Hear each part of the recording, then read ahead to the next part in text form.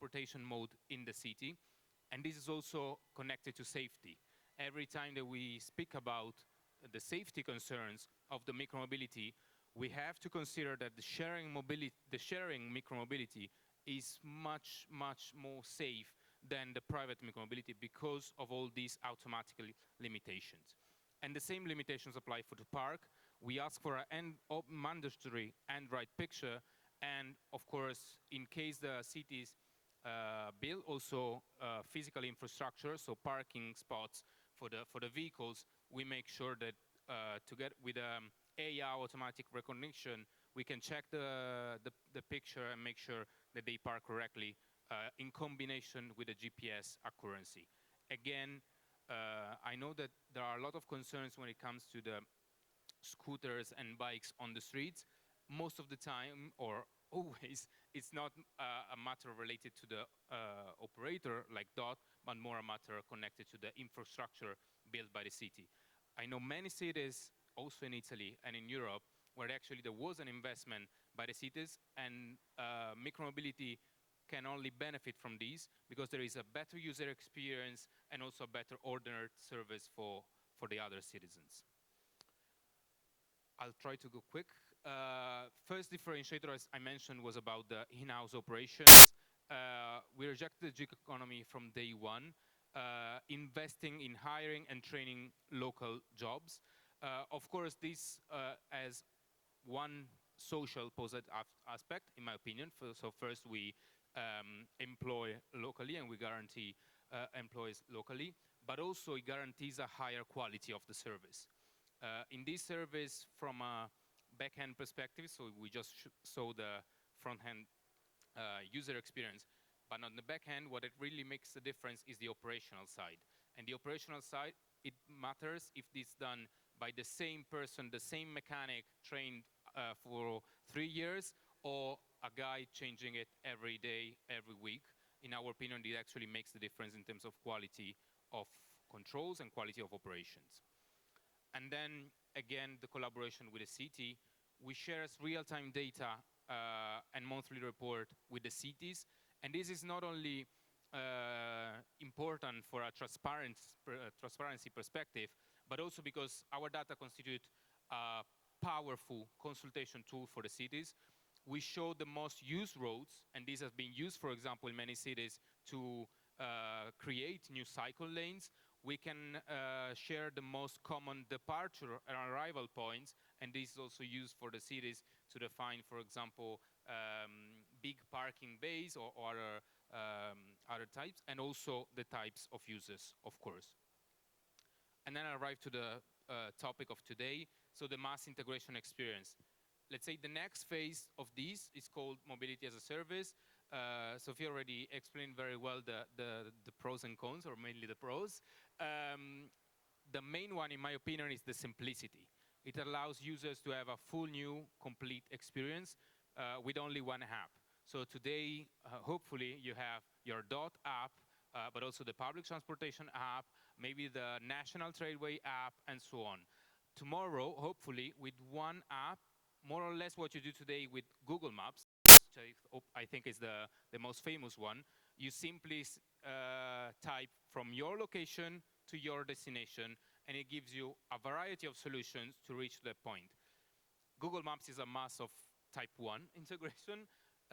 In the future, or today already with many ones, you can have a full experience, meaning that you can already book your trip from A to B and have a full experience with just one app. So for sure, this is a big step in terms of simplicity and user experience, and we are already doing it. Why I'm saying this? Because if I have to speak about the challenges, I think one of it is the scalability and is the experience of integrating. Everyone wants its own local mass, and there are also a lot of local players. The solution, in our opinion, instead, is to make sure that we have big mass operators and big mobility operators, so that, for example, you can guarantee an experience in integration like the one that we can already show in Brussels, in Paris, and in Madrid.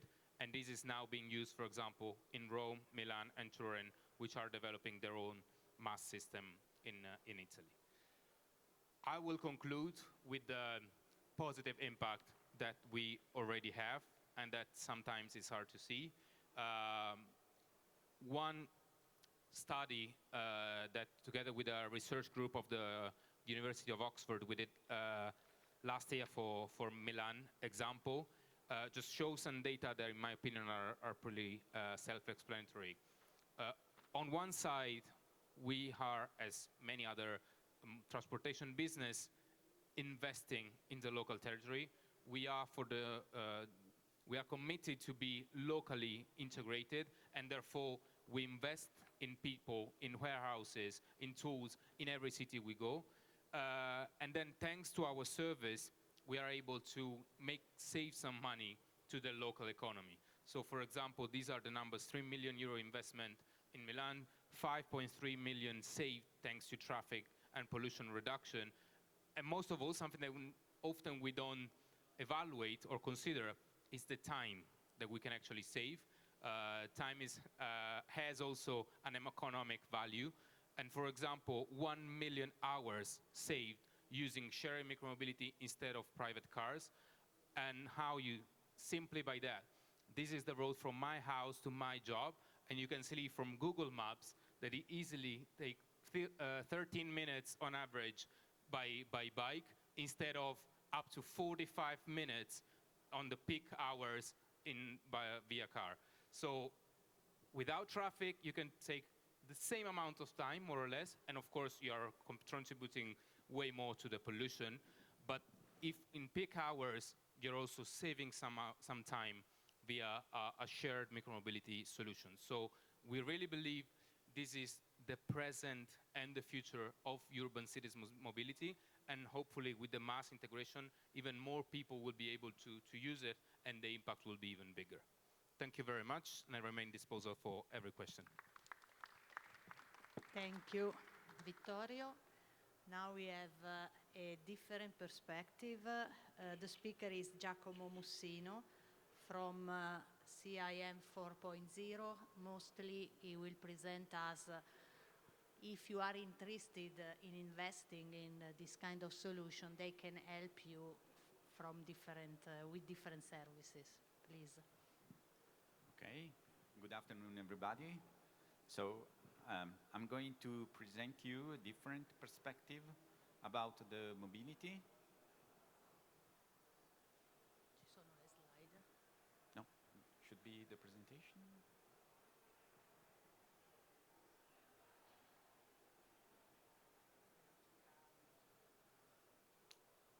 No,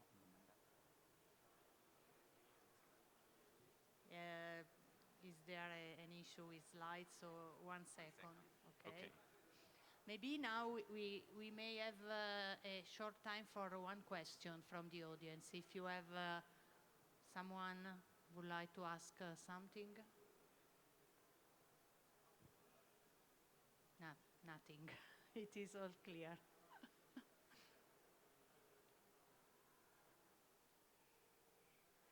I would like to ask a question about the break-even of this kind of solutions, because someone of you talk about cost, the right price for the customers, and so on. So in your opinion, just a very short reply, when we will reach the break-even point in this kind of solutions? Or have you still reached the break-even point? It's the toughest question to answer because I don't really understand the question. Break-even, what, in business? Oh, me personally, crikey. Yeah. Right.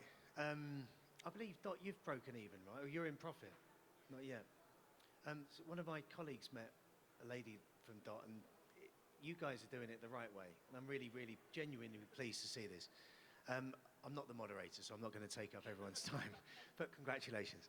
The way that I've built our business is very modular in its operation, its management, its vehicles, not capital intensive. as a operator you'd imagine, or a vehicle manufacturer you'd imagine that we would be. It's our narrative when we're speaking to investors has been a huge failure on my part, because everyone sees us as a high capital intensive operation. But we fragment that, so we don't need to be. But when it comes to our balance between what we invest in patents, tech, what's needed, what's nice to have, generating sales to obviously generate revenue, therefore margins and profit. We work with distributors, making sure they have the most amount of profit and revenue. And then we can just focus on volume for a bigger strategy, whether it's merger, acquisition, exit, and so on. So when it comes to our break even, now we add in space manufacturing, I have absolutely no idea when it comes to break even, but I'm not bothered. Genuinely not bothered, because every sale we make profit. The recouping of the investment into bringing change for mobility in the future, that's always going to be there. So as long as there's profit on every sale and you manage the budgets of investment in innovation, then I have no idea.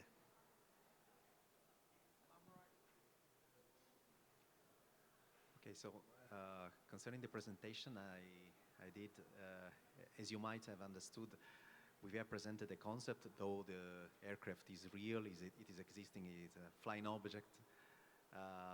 As I said, in order it to be profitable, the utilization rate is fundamental, and the rate of occupancy of the aircraft is also another key parameter. So as long as we have 3 persons in the aircraft, and as long as it operates for 12 hours per day, it is profitable in that specific use case, of course. So in Germany, in that conditions, in that routes, it must be then evaluated case by case, for example. So this study has not been done in an extensive way in all Europe.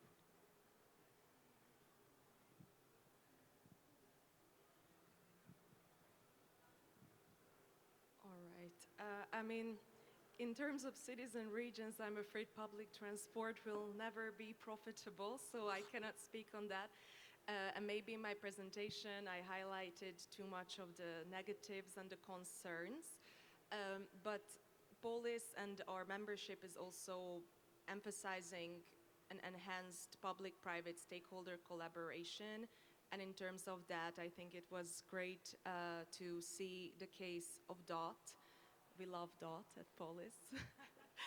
We work with your Belgian representatives a lot, and I think in terms of collaboration, you're definitely a market leader, and the cities also love Dott.